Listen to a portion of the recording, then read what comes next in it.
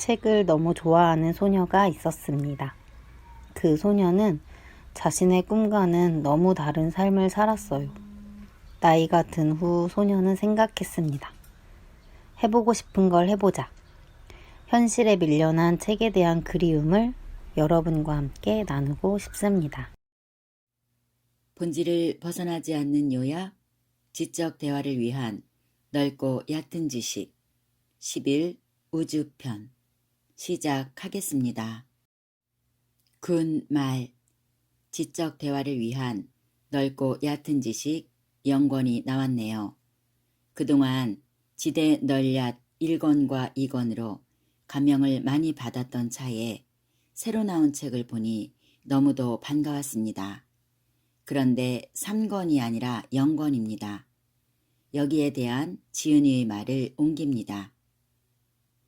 이 책의 등장인물은 위대한 스승들이고 중심 소재는 거대 사상이며 결론은 세계와 자아의 통합으로서의 이론론이다. 결론에 이르는 과정은 7주제로 구분되어 있다. 우주, 인류, 배다, 도가, 불교, 철학, 기독교. 책의 끝에 닿았을 때 당신은 인류라는 거대한 집단이 흥미롭게도 나의 주제, 하나의 담론, 하나의 질문에 끈질기게 매달리고 탐구해 왔음을 알게 될 것이다. 한국인이라는 특수한 사상적 지평을 넘어 당신을 인류 보편의 지혜로 도약하게 만들어주는 수단으로서 이 책보다 더 쉬운 책은 단언컨대 없다. 이 책은 당신의 삶 중간 어딘가에서 당신을 찾아왔지만 이 책이 인류의 가장 거대한 지혜를 다룬다고 할 때 순서상 이 책은 당신의 삶의 가장 앞에 위치해야 한다. 이 책은 모든 지식의 목차에 해당한다. 첫 단추를 잘 꿰어야 한다라는 말이 있습니다. 모든 일은 시작을 무엇으로 하느냐에 따라 그 일의 전체가 잘 되느냐 아니냐가 판가름 날 때가 많습니다. 특히 이 책은 모든 지식의 목차에 해당한다고 하니 이러한 책이 출판되었다면 어떤 책보다 선행해서 읽어두면 많은 도움을 받지 않을까 하는 생각과 함께 정리를 시작하겠습니다. 정리 순서는 지적 대화 시리즈 1. 역사부터 10. 신비에 이어 이 책에 있는 7편의 시리즈를 11 우주부터 17 기독교 순으로 정리합니다. 지적 대화를 위한 넓고 얕은 지식 11편 우주 세계의 탄생 지은이 최사장 프롤로그 파자는 코끼리의 영혼을 파괴하는 의식이다. 야생에서 잡은 아기 코끼리를 움직이지 못하게 묶어둔 뒤 저항이 완전히 사라질 때까지 몇 날을 굶기고 구타하는 의식. 절반의 코끼리가 이를 견디지 못하고 죽음에 이르지만 강인한 코끼리는 살아남아 관광객을 등에 태우고 돈벌이의 수단이 된다. 코끼리는 생각이란 것을 할 수 없을 테지만 그들의 영혼은 산산이 부서지고 본능의 심연에서 어렴풋하게 냉혹한 세계를 이해하게 되었을 것이다. 이제 엄마를 찾아선 안 된다는 것과 몽둥이의 고통을 이길 수 없다는 것을. 코끼리가 생존할 수 있는 방법은 단순하다. 자유를 향한 자기 안의 목소리가 들리지 않는 척하고 세상이 혼란스럽지 않은 척하는 것이다. 우리는 악에 대해 생각해보게 된다. 파잔의식을 시행하는 몽둥이를 든 가난한 자들에게 분노하게 된다. 하지만 파잔의식을 시행하는 자들도 피해자일지 모른다. 그들의 영혼도 이미 산산이 부서진 것일지도 말이다. 그들이 처음 아기 코끼리를 구타하는 것을 지조할 때 그의 가정과 사회는 그에게 친절하게 말했을 것이다. 내가 지켜야 할 사랑하는 이들의 생존을 위해 어른스럽게 행동하라. 결국 그는 자기 안의 목소리가 들리지 않는 척 했을 것이고 세상이 혼란스럽지 않은 척 했을 것이다. 이 이야기는 당신의 이야기이다. 당신은 어느 곳에서는 메맞는 코끼리였고 다른 곳에서는 몽둥이를 든 자였다. 우리가 고민해야 하는 것은 내가 피해자였는지 가해자였는지가 아니라 우리의 영혼이 이미 파괴된 것은 아닌가 하는 점이다.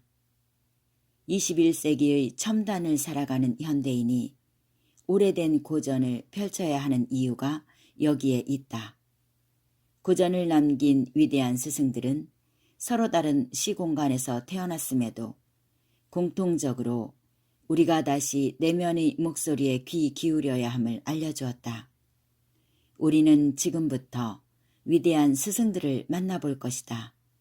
그들의 가르침이 무엇인지, 그것이 오늘날 나에게 어떤 길을 제시하는지 생각해 볼 것이다. 그럴 때 가려져 있던 오솔길이 드러나고 우리는 내 안의 아기 코끼리와 함께 집으로 돌아가게 될 것이다. 우주, 세계의 탄생, 빛이 있으라. 그리고 세계가 탄생했다. 사실 이렇게 단순하지 않다. 구약성서의 창세기는 우주의 탄생을 조금 더 자세히 기록하고 있다. 당신이 이러한 우주 탄생의 기록에 대해 어떻게 생각하는지 모르겠지만 생각보다 많은 사람이 이 기록을 신뢰한다. 구약성서에 기반하고 있는 아브라함 계열의 종교인 기독교, 이슬람교, 유대교의 인구가 전체 인류의 54% 정도가 되니 말이다. 종교적 설명에 거부감이 큰 사람들 혹은 정규 교육을 통해 과학을 접한 사람들은 창세기보다는 빅뱅 이론에 더 친숙하다. 빅뱅 이론은 우주가 먼지보다도 작은 매우 압축된 상태에서 대폭발과 함께 지금의 크기로 팽창했다는 설명이다. 빅뱅 이론이 특별한 갈등 없이 대중에게 쉽게 받아들여질 수 있었던 것은 어쩌면 그것이 과학적이어서가 아니라 익숙한 종교적 세계관과 암묵적으로 유사해서였는지도 모른다. 인류의 절반 이상이 구약을 신뢰하는 상황에서 우주가 빛의 폭발과 함께 시작되었다는 이론은 대중의 패러다임 안에서 수용될 수 있을 만한 설명이었던 것이다. 신이 현실 세계에서 발견되지 않는다는 종교인들의 불안을 빅뱅 이론은 해소해 주었다. 신은 빅뱅 이전에 존재하며 빅뱅을 일으킨 최초의 원인자로서 충분히 가능하기 때문이다. 기독교가 빅뱅 이론을 종교적으로 이해함으로써 거부감 없이 받아들이는 모습에 불만인 사람들이 있었다.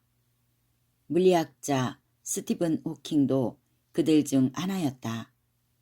각자의 위치는 다르나 인간은 누구나 우주의 시작에 대해 말하고자 한다.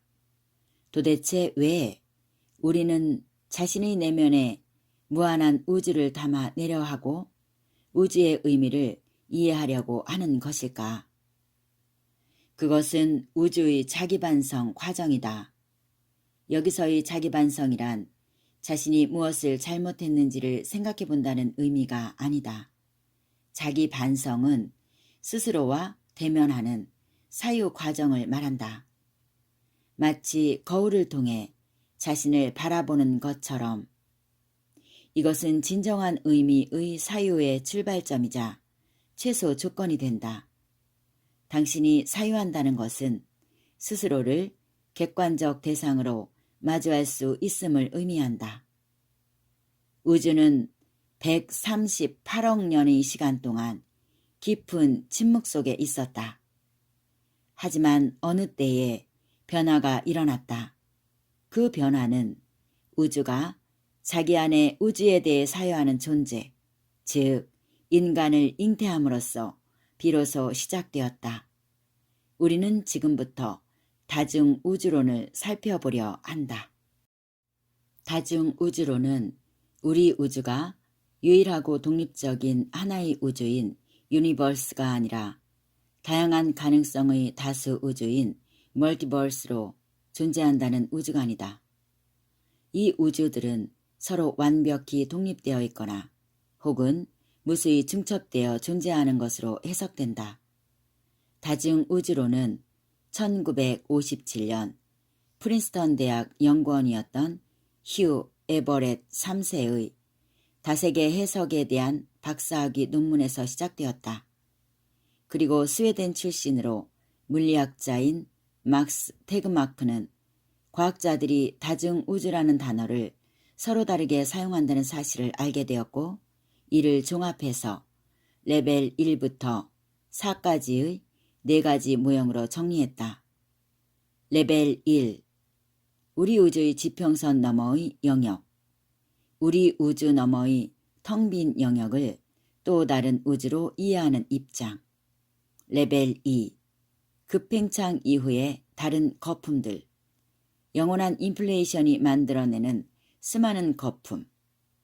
우주 레벨 1의 완벽히 텅 빈 시공간의 표면에서 양자 요동이 발생하고 순간적으로 물질과 물질의 쌍이 생성되었다가 소멸된다. 이때 영원한 인플레이션이 이 균형을 어긋나게 하면서 물질이 발생한다. 수많은 우주가 이런 방식으로 생성된다. 레벨 3. 양자 물리학의 많은 세계. 관찰자의 의식이 미시세계의 유의미한 사건에 영향을 미쳐 수많은 우주로 분화되는 다중 우주 모형. 레벨 4. 다른 수학적 구조들. 수학적 우주 가설로 우주의 실체가 수학이며 수학적으로 가능한 모든 상태의 우주가 존재할 것이라고 보는 입장. 또 다른 다중 우주 모델. 브레인 우주론. 초공간을 떠다니는 거대한 5차원의 막인 브레인들이 충돌하는 지점에서 빅 스플래시 발생해 수많은 우주가 탄생하고 소멸한다는 설명. 레벨 2의 영원한 인플레이션과 레벨 3의 평행 우주, 그리고 브레인 우주론. 이 세 우주론이 오늘날 가장 진지하게 다뤄지고 있는 다중 우주론이다. 지금부터 이 기이한 세계를 조금 더 선명히 바라보기 위해 차원에 대해 알아보고 인간이라는 단순한 존재가 우주에서 어떤 특별한 의미를 갖는지 살펴볼 것이다. 차원이란 무엇인가? 사전적 의미는 위치를 말하는 데 필요한 좌표의 수를 말한다.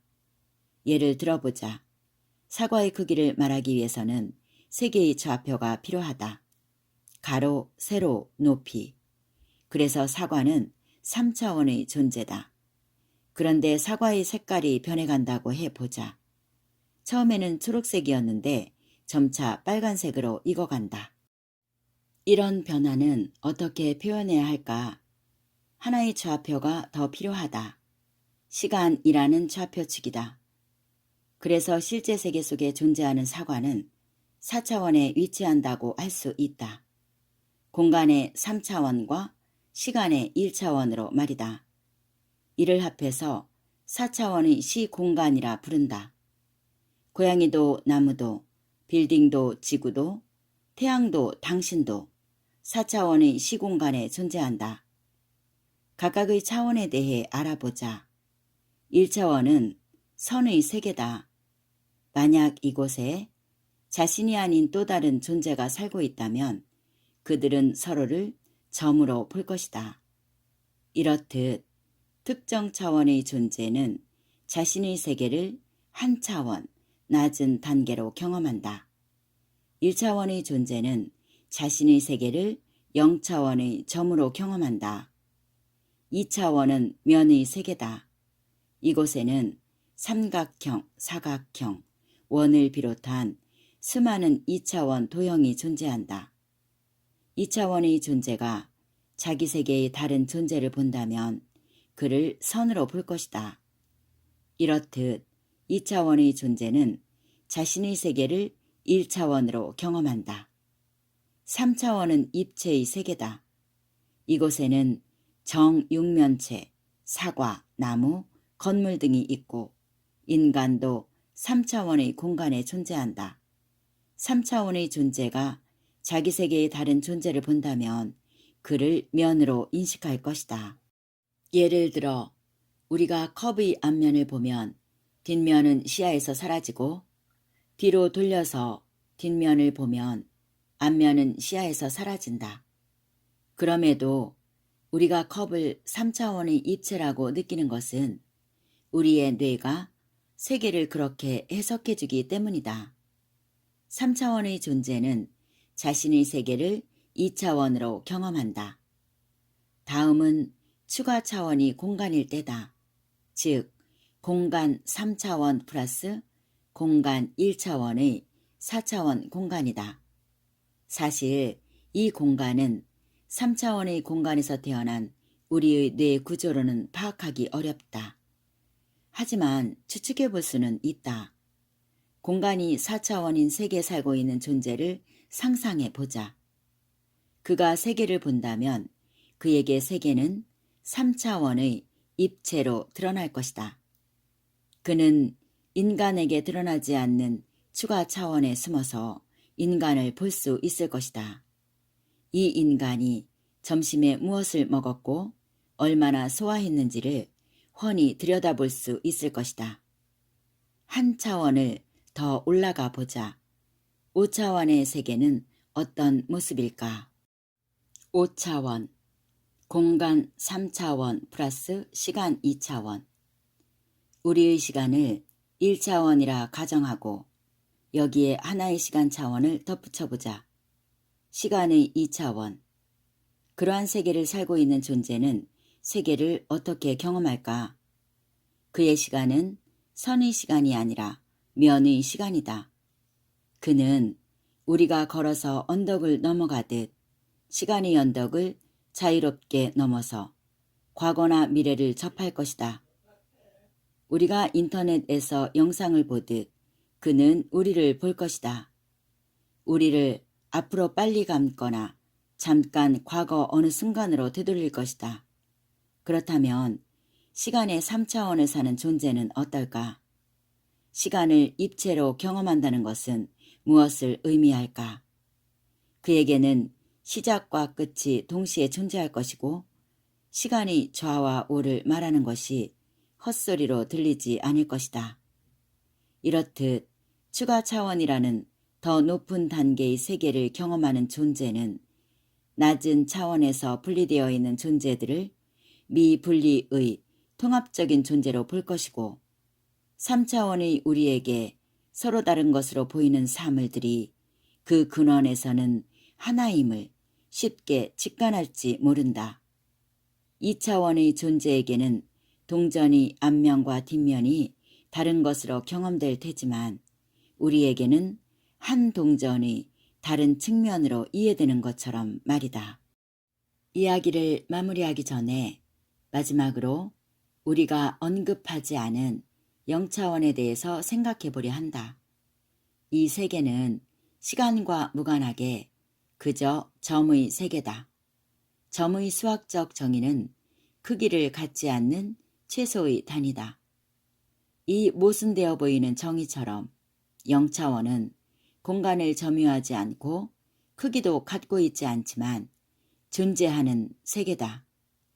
여기서 0차원의 세계가 매우 작을 것이라고 오해하면 안 된다.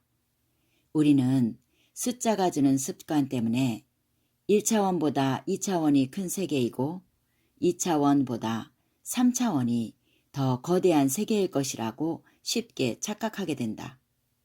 하지만 차원의 숫자는 크기가 아니다. 0차원의 세계도 마찬가지다. 시간과 공간을 벗어나 있다는 것은 시간이 0이고 공간이 0인 동시에 영원한 시간과 무한한 시간을 의미하는 것일 수도 있다. 먼 미래에 우리 후손들이 차원의 문제를 완전히 해결하고 수많은 우주와 차원을 오가는 가운데 0차원에 존재하는 무언가와 조우하게 된다면 그를 신이라고 혹은 자아라고 불려야 할지도 모른다. 왜냐하면 그는 모든 것이자 모든 것을 보는 자이기 때문이다. 그는 진정한 의미의 일원론적 존재일 것이다. 다중 우주론이 해결하는 문제. 우주가 하필 지금의 모습인 이유. 다차원의 다중 우주는 실제로 관측되지 않는다. 그럼에도 불구하고 오늘날의 과학자들이 다중 우주론을 진지하게 탐구하는 이유는 무엇일까? 그것은 다중 우주론을 전제할 때 우리가 얻을 수 있는 이점 때문이다. 우리 우주의 상수값들은 그저 우연이라고 말하기에는 너무나 세밀하게 조율되어 있다는 것이다. 이를 미세 조정 문제라고 한다. 이 거대한 우주는 마치 인간이 탄생할 수 있도록 미세하게 조정되어 있는 것처럼 보인다. 미세 조정 문제는 과학자들을 불편하게 했다. 왜 하필 우주가 그러한 물리량을 갖는지, 왜 그렇게 정교하게도 인간이 탄생할 수 있는 우주로 존재하는지 설명할 방법이 없었기 때문이다. 다중 우주로는 저마다 물리량의 값이 다른 무한히 많은 우주가 존재할 것이라고 말한다. 모든 가능한 우주가 있다. 우리는 그저 수많은 가능성 중 다만 한 가지 형태를 가진 우주일 뿐이다.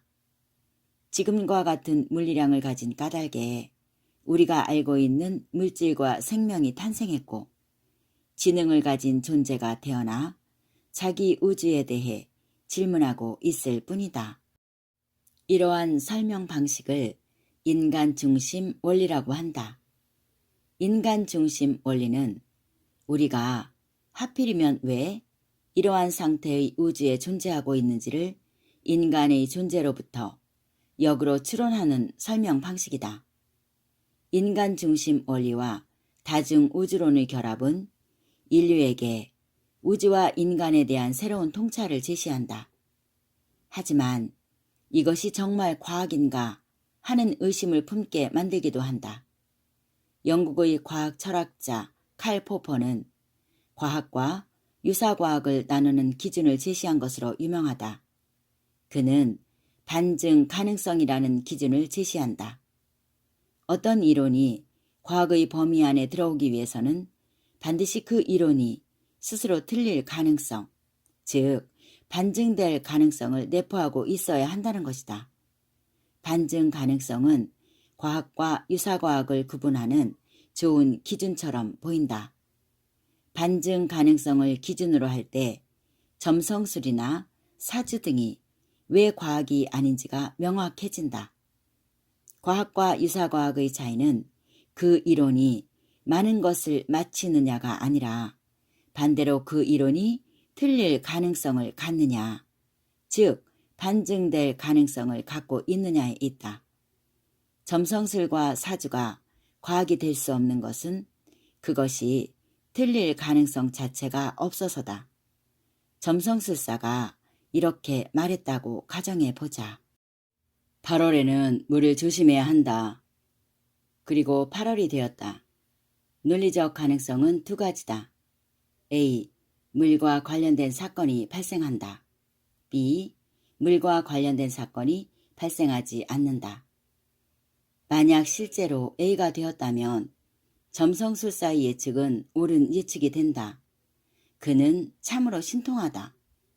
반대로 B가 되었다면 어떨까? 그렇다 하더라도 점성술사는 참으로 신통한 사람이 된다. 왜냐하면 그는 당신이 자신의 말을 듣고 조심해서 사고가 일어나지 않은 것이라고 말할 수 있기 때문이다. 점성술사의 예측은 결코 틀릴 수가 없다. 언제나 참이다. 반대로 그렇기 때문에 점성술과 사주 등은 과학일 수 없다. 여기서 오해하지는 말아야 한다. 점성술과 사주가 과학의 범주 안에 포함되지 않지만 그것 자체가 무의미하고 불필요하다는 것은 아니다. 철학, 정치, 예술, 종교 등 대부분의 분야도 반증 가능성을 갖지 않기에 과학이라고 말할 수는 없지만 인류에게 빛나는 가치를 주는 것처럼 말이다. 칼 포퍼는 모든 이론이 과학이라는 이름을 붙이려 하는 과학 만능주의적 분위기 속에서 과학과 과학이 아닌 것의 기준을 제시했을 뿐이다. 그렇다면 다중 우주론에 근거한 인간 중심 원리는 반증 가능성을 갖는가? 문제는 그렇지 않다는 데 있다. 특히 인간 중심 원리의 하나인 강한 인간 원리는 과학이 말할 수 없는 인간과 우주의 존재 의미에 대해 사유하게 한다. 강한 인간 원리는 약한 인간 원리와 구분되는 견해로 인간 중심 원리를 조금 더 극단으로 밀어붙인다. 우선 약한 인간 원리는 지금까지 우리가 이야기한 인간 중심 원리를 말한다. 무한히 많은 우주가 나름의 물리상수를 갖고 이 중 생명의 탄생을 포함하는 우주가 존재한다는 견해 말이다. 강한 인간 원리는 이 주장을 더 깊게 해석한다. 그들은 이렇게 질문한다. 다중 우주의 개념에 따라 수많은 다중 우주가 완벽하게 독립되어 있다면 우리는 우리 우주와 어떠한 정보도 주고받지 않고 그 안에서 생명을 탄생시키지 못하는 우주를 과연 존재한다고 말할 수 있을까? 당신은 어떻게 생각하는가? 만약 누군가 그렇다고 말한다면 그 대답을 할 수 있는 존재는 도대체 누구인가? 우리는 엄밀하게 말해야 한다. 외부와 완벽히 독립되고 그 안에 생명을 포함하지 않는 우주를 존재한다고 말할 수는 없다. 이러한 결론으로부터 강한 인간 원리는 다음과 같이 주장한다. 우주는 어느 단계에서 그 안에 관찰자의 탄생을 허용해야 한다. 미국의 물리학자 존 휠러는 이 결론을 딛고 한 발 더 나아간다. 그는 참여인간 원리를 말한다. 그것은 우주가 존재하기 위해서는 관찰자가 필요하다는 주장으로까지 나아간다. 약한 인간 원리에서 참여인간 원리로 나아가며 우주의 존재 기반은 우주 자체에서 점차 그 안의 관찰자로 옮겨가고 있는 것이다. 이렇듯 다중 우주론과 인간 중심 원리는 세계가 발현된 주요 요인으로 관찰자를 등장시켰다. 그리고 이 관찰자는 놀랍게도 동양과 서양의 거대 사상으로 이어진다. 이것만은 꼭 해보아요. 이 책을 탐구하기 전 지은이는 두 가지 개념을 가지고 책 읽기를 권합니다. 지은이의 말을 옮깁니다. 위대한 스승들의 이야기를 듣기 위해서는 먼저 알아두어야 할 개념이 있다. 세계의 구조화와 판단 중지다. 세계의 구조화란 말 그대로 눈앞에 펼쳐진 세계를 구조적으로 파악하는 방법으로 세계를 추상화해서 단순하게 바라보는 과정을 말한다. 먹을 것을 중요하게 여기는 스승이라면 세상을 먹을 수 있는 것과 먹을 수 없는 것으로 나눌 것이고 생물학에 관심이 많은 스승이라면 세상을 생물과 무생물로 나눌 것이다. 세상을 남자와 여자, 보수와 진보, 천국과 지옥으로도 나누겠지만 조금 더 근원적인 구분은 자아와 세계로 나눌 수 있겠다. 다음으로 판단 중지란 세계에 대한 우리의 믿음과 선입견을 멈추는 태도를 말한다. 물론 인간이라는 태생적 한계를 가진 존재로서 갑자기 기존의 믿음에 대한 판단을 중지하고 세계를 있는 그대로 본다는 것은 쉽지 않다. 어쩐지 그런 사람이 진짜 있을 것 같지도 않다. 하지만 차이는 있다. 자신의 세계관이 하나의 편견이나 선입견일 수 있음을 의심하는 이와 자신의 세계관이 진리일 것이라고 굳게 믿고 의심하지 않는 이 사이에는 커다란 간극이 있다. 만약 당신이 믿음을 공유하는 사람들과 사는 것만으로도 충분하다면 판단 중재의 노력은 필요하지 않다. 지금의 만족스러운 삶을 유지하고자 한다면 이 책은 당신에게 필요하지 않을 것이다. 다만 당신이 그것만으로는 만족하지 못하는 사람이라면, 자아와 세계의 진실에 다가가고자 하는 사람이라면, 위대한 스승들이 찾아낸 인류의 거대 사상에 닿고자 하는 사람이라면 판단 중지가 필요하다. 당신은 애지중지하던 당신의 색 안경을 잠시 벗어야만 한다. 세계의 구조화와 판단 중지, 이 말은 저에게 해당하는 내용이 짙은 까닭에 이것만은 꼭 해가면서 앞으로 이 책을 읽고자 하는 내 다짐에서 옮겨봅니다. 여기까지 함께해 주신 여러분 감사합니다.